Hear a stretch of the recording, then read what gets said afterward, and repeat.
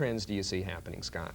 Right now I see a lot of new companies starting to come out, and they're trying to create their own new comics universes, because you basically have the two main titles. You've got Marvel Comics with its Marvel universe, which has been around since the 60s. They even have a few characters that date back to the 40s. You've got DC with Batman and Superman that goes back to pretty much when the Depression ended. That's when 1938, 39, Superman, Batman came. They've been doing stuff since the 40s and up to date. So you've got two major titles, and they've got their own little universes, their own cities where other superheroes meet other superheroes, other villains meet other villains, and villains and superheroes team up sometimes and fight and all that kind of stuff. Same thing with Marvel. You got Spider-Man, Hulk, Thor, Captain America, and all that stuff. But right now, with some of the new companies coming out, they're creating a new whole line of exciting characters, such as we've got the Valiant line of Magnus. DC Comics is also, these are the same people that create Batman and Superman. They've got a Milestone line out. They're just putting this out. It's a whole line of black superheroes, and it's really, also by black creators. Exactly. And so you've got black writers, black artists. So the comic industry has realized there is ethnic diversity out there. Exactly. You don't have the plain old white bread characters anymore. Exactly. And then we got the Image titles.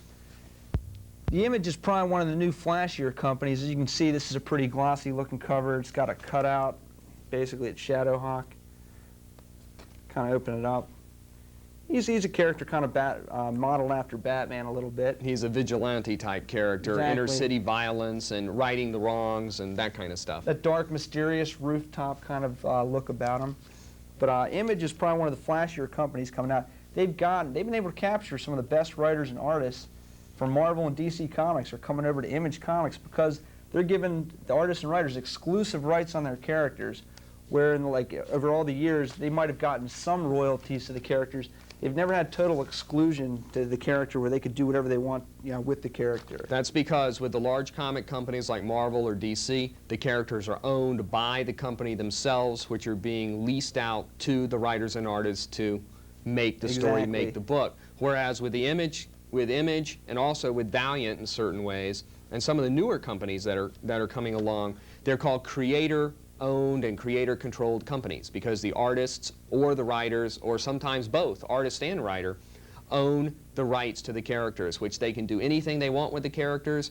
They can also go merchandise them through toys, through signing up trading card companies to make card sets, T-shirts, any other way to turn this character into some type of very large media machine.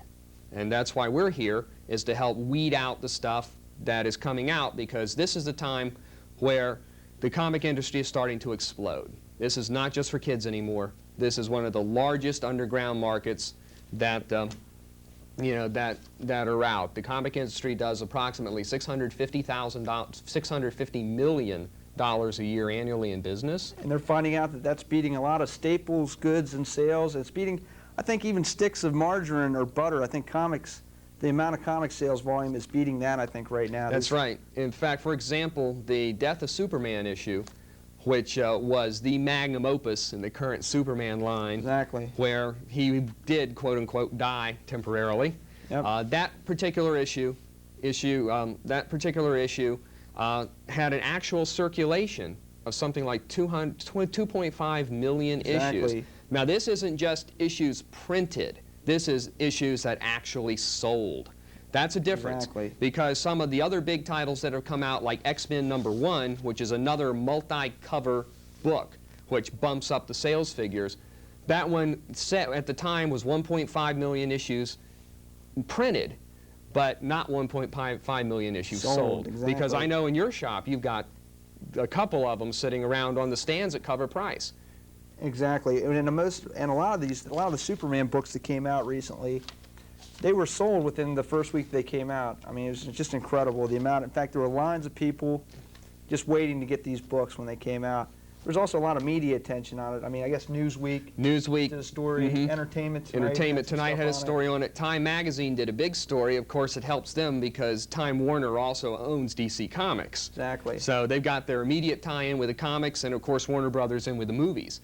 So I'm wondering, with this Nightfall a series coming out in Batman, which is the current hot trend now in the Batman issue, where next month, or the month of June, Batman number 497, something dire is going to happen to him. Whether he's going to be, we're not sure whether he's going to be crippled or there's a chance whether that he might be getting crippled and having to give up being Batman for a little while, thus having another character named Azrael take over the character for a while.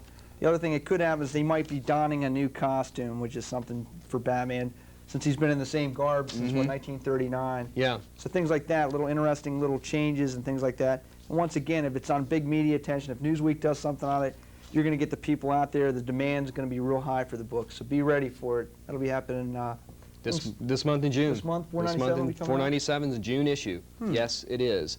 And then in 2 months, 500 will be out, which will show the final result of whatever they decide. That's what's going to happen.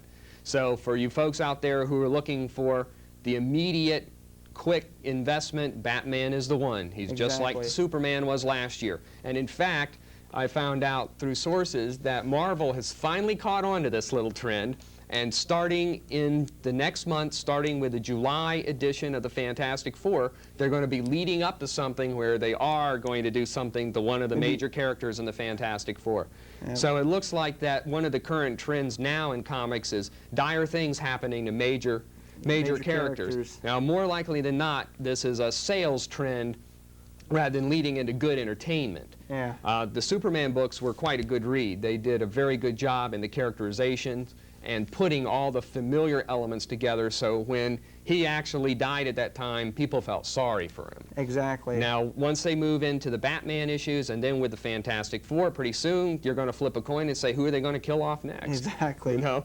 So we do have to be aware of this. But right now, the current trend for dire things happening to major characters is hot and will stay that way. Big changes, possible deaths, things like that. That's what makes the book sell, it seems like. Now, what would you say, Scott, would make a good comic?